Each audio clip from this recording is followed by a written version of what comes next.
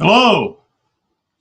It's almost midnight here on the East Coast, here in the United States. But I don't have to go to work tomorrow, so that's great. So I can continue to share this valuable information that is with the book Redemption Manual 4.5. Um, I think it's critical for us to understand our history and our background here in this country, as well as other countries. But this is basically for people who live here in the United States and want to correct their status to become what we call a um, oh secure party creditor, and that's how you get this going here. And to to get into your trust and to collect that trust and to build something for the future and to make other people aware that there is a way out of this mess. So this is why I'm doing it. Um, is to help others to see that they've been lied to. But there is a way out of this whole mess, folks. So I hope that you enjoy what I'm sharing. And if you do, record it, that is, download it if you would, and show it to other people. Also, if it's important, that you would pass it on to others on Facebook. So, all right, here we go.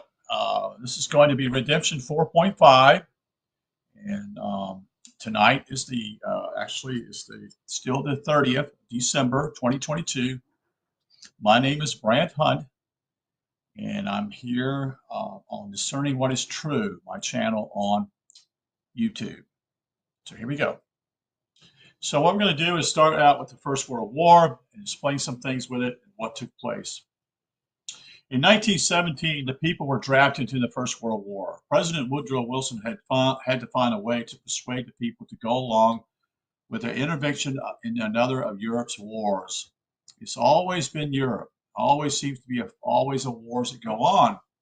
And what took place, if people understand, there would not have been a war. There would not have been a war if there had not been a Federal Reserve Bank, a Federal Reserve System here that created the money in order to start another war. That's the reality of it, folks. So Woodrow Wilson, in my opinion, was a traitor, a big time traitor to our country. We were never attacked by anybody in the First World War, folks. No one attacked us. No one came over here and bombed our cities. No one used submarine warfare against us. Nothing of that nature. Um, and look at the situation we're in. You know, it's been downhill for over 100 years. In fact, it's been going on for ever since the war against the states, between the states, I should say. So anyway, here we go. So the people were drafted in the First World War. President Woodrow Wilson had to find a way to persuade the people to go along with intervention in another Europe's wars, although restrained to be neutral in the deadly conflict by the Neutrality Act. He sent the Navy to shepherd British convoys across the Atlantic. So we're already gradually getting involved in that. German U-boat commanders did not take the bait and avoided contact with U.S. destroyers. In other words, his whole idea was to get us attacked. You see, the U-boat submarine warfare was not to attack American subs, okay, American destroyers, I'm sorry. To force the issue, a U.S. naval ship deliberately sailed into the midst of a battle between Britain and Germany, naval funds, and was sunk. But when the truth was learned, Wilson had to find another way. The Lusitania was a speedy warship refitted by the British as a passenger liner. Unknown to its passengers, the Lusitania was carrying a huge cargo of military equipment and munitions in violation of the U.S. Neutrality Act. We violated our own law. Okay, we violated our own law with him doing this because he's not willing to see the truth, and he wanted to lead us into war. The Germans knew that and tried to warn the passengers by placing advertisements to prominent U.S. newspapers. The U.S. State Department ordered all the newspapers to refuse the ad. So see who's owning the papers back then, folks? Only one newspaper in Des Moines, Iowa, bravely published the information to ensure a successful provocation. The Lusitania was ordered to sail at 75% speed using only 3 of its 4 powerful engines. Then the naval escort was ordered away, leaving the Lusitania vulnerable as it entered the war zone. The first torpedo hit the explosive cargo and blew the bottom out of the Lusitania. It sank in only 18 minutes. 126 innocent civilians, that is American civilians, died. Wilson now had his provocation to rather rally people ignorant of the true facts behind the war to end all wars. That is World War I. Are you amazed that basically you think about this whole thing of this war is going on. There always have actually been going on into Europe. U.S. participation in World War I exacerbated the national debt so that it became impossible for us to pay it off in 1929. Wasn't that a nice coincidence? It also enhanced the War Powers Act that the illegitimate president, Mr. Abraham Lincoln, by executive order as commander-in-chief, put in place during his presidency. This War Powers Act was reinforced, and the Trading with the Enemy Act of 1917 was passed to define, regulate, and punish those who were trading with enemies, and were then required by that act to be licensed by the government to do business or any business. This will become more important later on.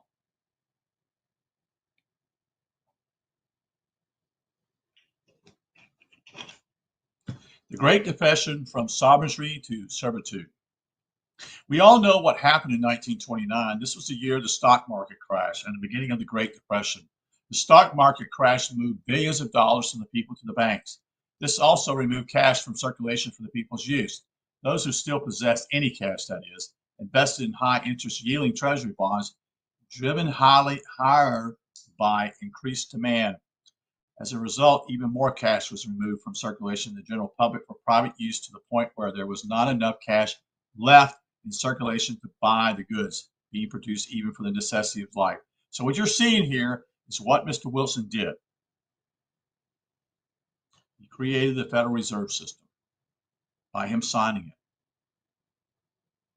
it. Production came to a halt and excess inventories overwhelmed the market.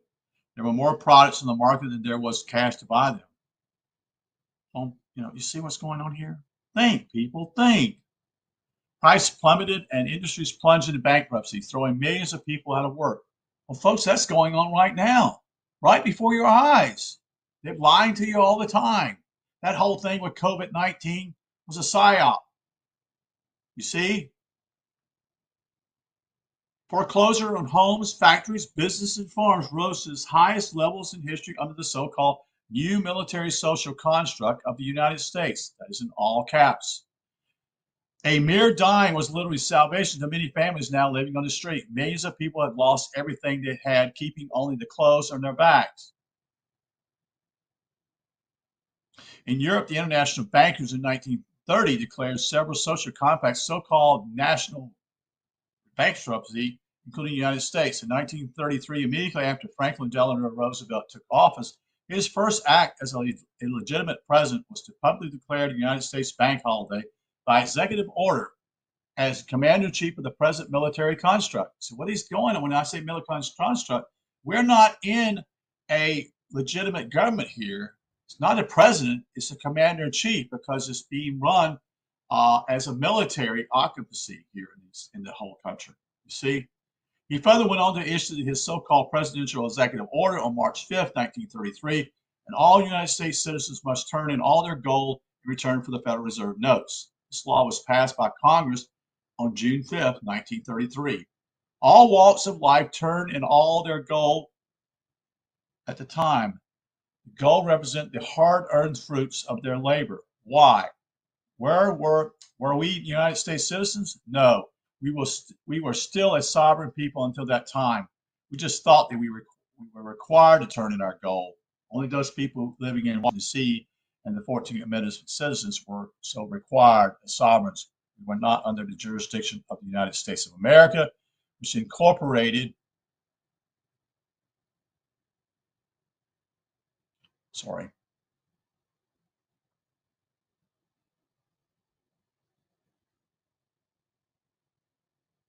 so our birthrights records became certificates and thereby the title to our bodies. They were registered at the Department of Commerce within the Bureau of Census. This title to our bodies, all our property, and all our future labor was pledged to the international bankers as security for the legal money owed in bankruptcy by the original signatures to the social compact known as the Several States of the Union. That is the United States of America. This was done under the authority of commercial law, Babylonian law, that is. Hold on just a second here.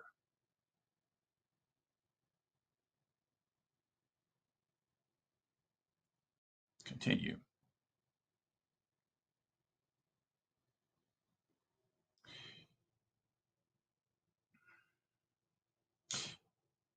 By and through the beneficial use of title nor evidence of title. The people were not in bankruptcy, only the corporate United States in all caps was in bankruptcy, which had taken upon itself the debts of the prior social compact for certain power, privileges, and immunities. But with the U.S. corporation holding the title by and through the transfer of ownership via the definition of fugitive fungible goods to your body and life, you're now used for a collateral to secure their national debt through birth certificates given by parents ignorantly and voluntarily through condition of mind and misrepresentations of a registered agents to be entered into the commercial registry and pledged to the wants and needs of the military social construct, duty to service the debt owed by others at your expense. This act in commerce gave title to your body by way of constructible contract, but fraud facilitates all contracts. You may still exercise your unalienable birthright and assume among the powers of earth, or your separate and equal station to which the laws of nature and nature's creator entitle you. Next, the government created an artificial person with your given proper name, that is a corporation, a fictitious entity to take its place in a virtual reality of contract law and corporation.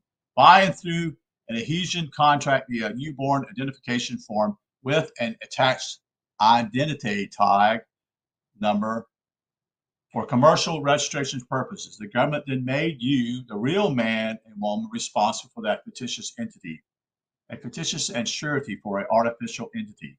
Your artificial entity secured a national debt by and through your future performance of labor in exchange for the beneficial interest units, that is the Federal Reserve notes, which would arise from the beneficial use of the notes issued to you in exchange for your labor performed.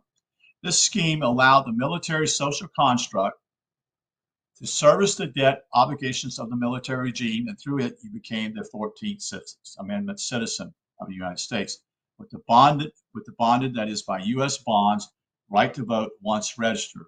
Then, when you become of legal age or contracted consent, you perfected the bond by binding yourself to that status by registering to vote and giving general power of attorney to those elected to perform every act and deed in your stead as if it physically presented yourself. So what they did simply is, you look at this, he's talking to when you became a legal age, at 18 years old, you contractual consent by actually voting. You registered. Anytime you register for anything, folks, you're putting yourself under bondage. When you register your children to school, you do that. You don't have to do this, folks. You don't. And I hope that the young people out there, if there's any out there, I hope they are listening to what I'm sharing. You need to be aware that you have the opportunity, that you don't have to participate in this. Okay?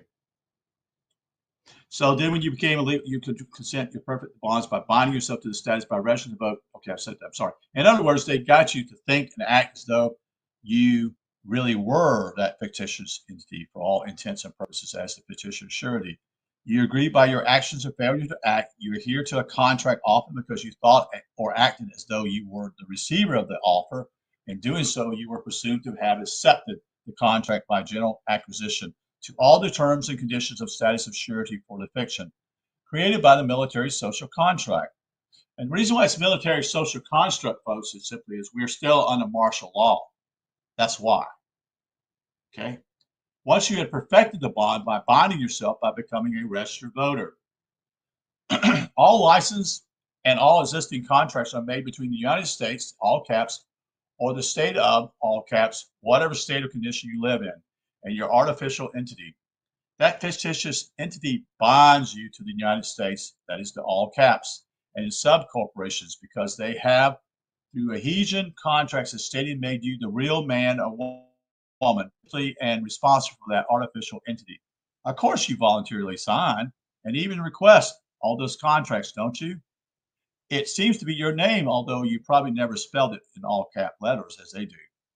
They wish for you to think nothing of the derivatives, variation of aberrations, perhaps just something they do, be clear and error free, respected to positive identification, and much wrongfully thinking. All these contracts you sign carry with you is your agreement to obey, uphold all military executive order laws, rules, and regulations passed by the so called president. That is not commander in chief. The Congress of the United States Corporation, that is the state of, all in all caps, they will be enforced against you until you decide to assume them among the powers of earth to which the law of nature and nature's creator entitle you, instead of the law of man to which you have no underlying nexus via social compact with such agencies of government or whatever construct to protect your birthright to life, liberty, and pursuit of happiness. From that day forward, we, the people, once upon a time sovereigns who created government for our convenience and welfare, could never own property in allodium because the new state of the no union now has possession of it all. In 1964, the state attained title to all private property. You can only rent homes that you believe you own by paying taxes. You see. And I'm going to end this broadcast.